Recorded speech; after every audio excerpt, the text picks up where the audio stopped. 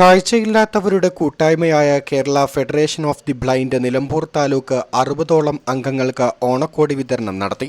Nilambur block panchayat president P Pushpavalli teacher ഉദ്ഘാടനം നിർവഹിച്ചു.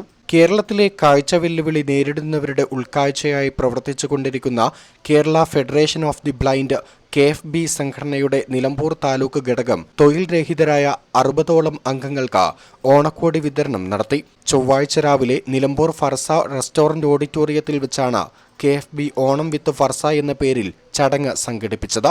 ഫർസ restaurant ഗ്രൂപ്പും നിലമ്പൂർ അർബൻ കോഓപ്പറേറ്റീവ് ബാങ്കിന്റെയും സംയുക്തമായ സഹകരണത്തോടെയാണ് ഓണക്കോടി വിതരണം നടത്തിയത്. KFB Nilambur taluk president P Akhil അധ്യക്ഷത വഹിച്ച ചടങ്ങിൽ നിലമ്പൂർ താലൂക്ക് സെക്രട്ടറി നിസാർ സ്വാഗതം പറഞ്ഞു. Farsa restaurant general manager Ranjith, മുതിർന്ന അംഗമായ അയ്യപ്പന് ഓണക്കോടി വിതരണ ഉദ്ഘാടനം നിർവഹിച്ചു.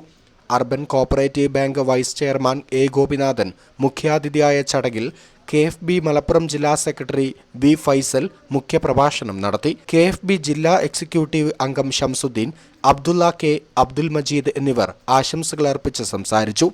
KFB Nilambur taluk joint secretary Asif K. ചടങ്ങിന് നന്ദി പറഞ്ഞു. News thread 24 Nilambur.